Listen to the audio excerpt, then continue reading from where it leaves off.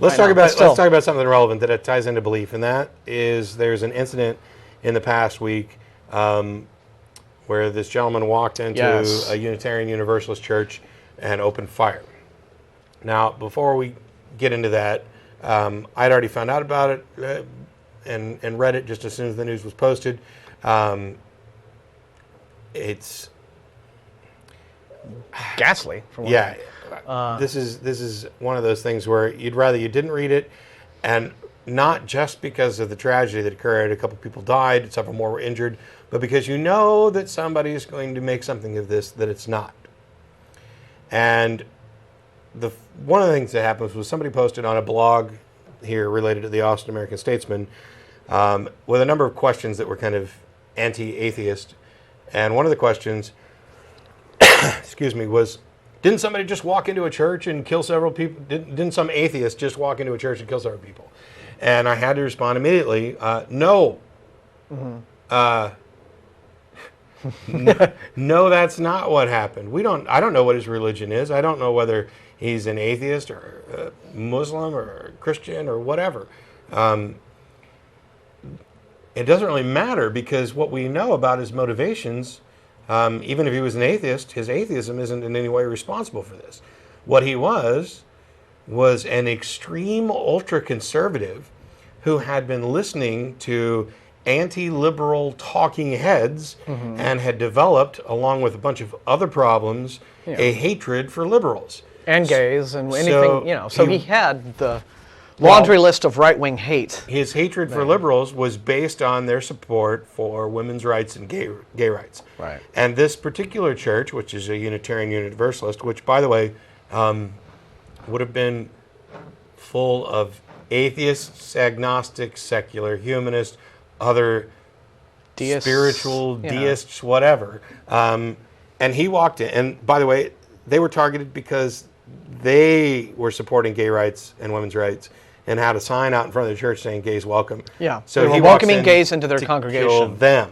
Yeah. And of course, one older man, and I have no idea what his religious beliefs are, because I don't think they're relevant, stood in front of him while he opened fire with a shotgun and took the blast so that other people could get out.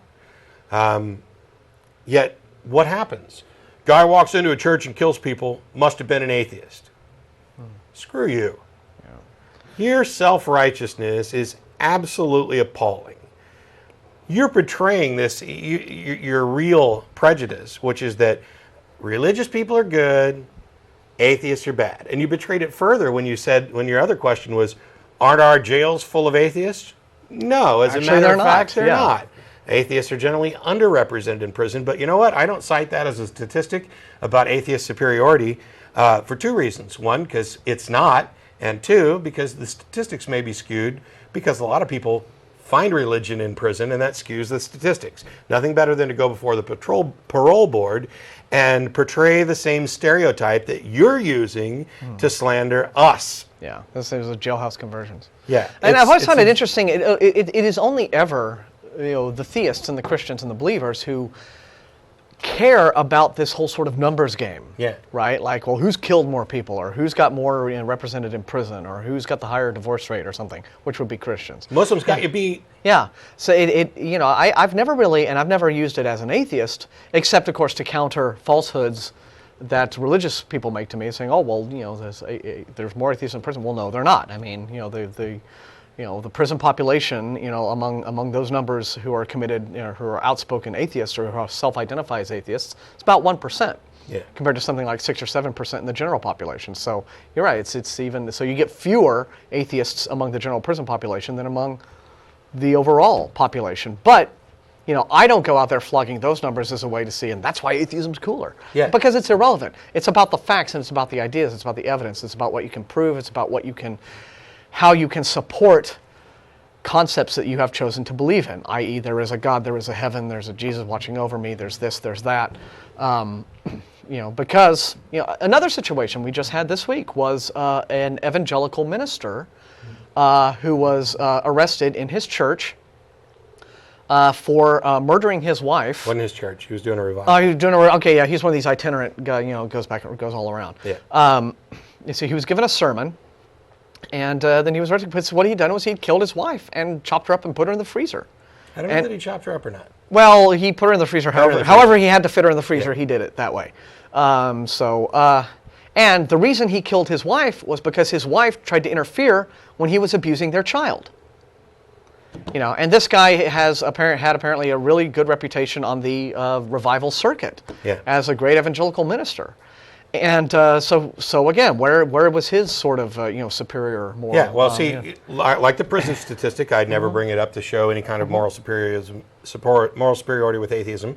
When we talked about the Journal of Religious Studies results showing that the more religious a culture is, the less its societal health rating is. Yeah. And we pointed out repeatedly that what we're talking about there is correlation and not causation. We're not saying necessarily that religion causes societies to erode, though that may be the case.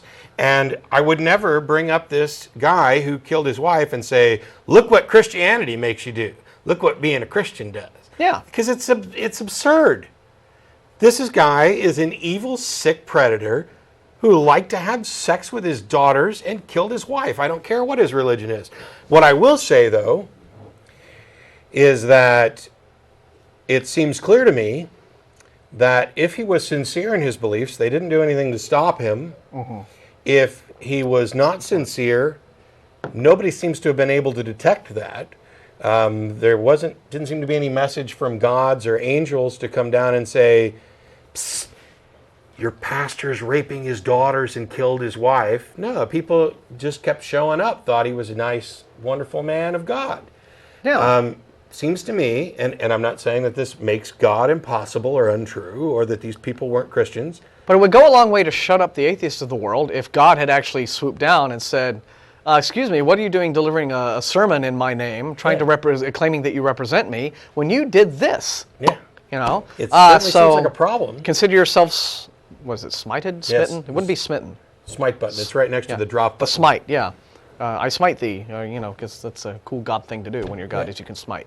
So, I mean, that would have, been a really great opportunity for God to have, Well, I'd say the first response, if you were to say, look, here's a Christian pastor who did something evil. So what? There's lots of them that have done that. Yeah. And the first response from apologists is, well, then he wasn't a true Christian. Oh, how convenient. Yes. You thought he was a true Christian right until the sermon was over and they carted his ass out to jail.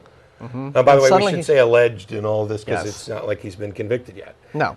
I mean, it could very well have been someone else who was in his house putting his wife. And that wouldn't that be cool if he actually isn't guilty and they demonstrate that he's not guilty, and then all these people who thought he was a good pastor and then said, oh my gosh, I'm so shocked, clearly blah, blah, blah, and then now he's acquitted and you find out he didn't do it. See, we knew all along he was a good man of God. It's a win-win-win-win-win situation for those people. And the situation that PZ brought up, which was interesting, was that even in this kind of horrible circumstance, you get this kind of automatic deference to religion when it is present in the circumstance. For example, the police showed up at his church, and they waited for him to finish his sermon before arresting him. This is where PZ and I actually disagree. I don't know. It would depend on how the police normally do this, because let's say they were going to come arrest me today during the lecture. I'm innocent until proven guilty. It may be a good thing to let them finish preaching or finish giving the lecture or finish doing what they're doing so that you don't because that might have prejudiced the public against him. That could have. I'm not necessarily sure it's one of the areas where PZ and I may actually disagree. Okay, I can see your argument there. I was just thinking, that like if you're a CEO at a corporation, you got a big business meeting going on, right? And you're standing in front of the board, but that morning you've just killed your wife, and the cops run in. Are the cops going to wait for you to finish your meeting? Actually, it may be smarter for them to do so, because if it turns out that you're acquitted and they demonstrate it, and that interference caused you business, then you could have a big lawsuit. You might have a case that they pressed. They made an arrest before they had sufficient evidence to do so, and that it's done you harm. You could sue the city. Yeah. I'm not saying you could win. I'm not a lawyer. Don't know. The business could claim that the money was interfered. It may have just been cautious. Yeah. He's not going anywhere. When he's done preaching, we'll get him as he walks out the door. That may not be a big deal. Yeah, who knows?